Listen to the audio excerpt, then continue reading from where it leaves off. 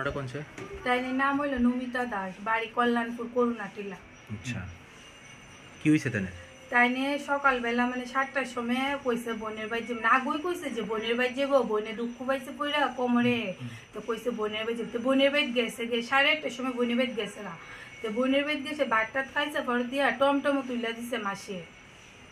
এরপরে দিয়া তো মানে এরপরে কইছে কানের ডাক্তারও দেখাইছে, জানি জনপ্রিয় মেডিকেলে কানের ডাক্তার দেখাইছে। তাইনে আপনার কি হয়? আমার মা। কতদিন হয়েছে আজকে? আজকে 20 দিন। আপনারা কি থানাতে লিখিত অভিযোগ জানাইছিলেন? থানাতে দিছে। থানা কি কইছে এখন অবধি? এখনো তো কইছে মানে তারা কোনো খোঁজ পাইছে না। তারাও কালকে মানে ফোন করে জিজ্ঞাসে যে খোঁজ পাইছেন না, আমাদের বাড়ি তারা কইছে না পাইছে না।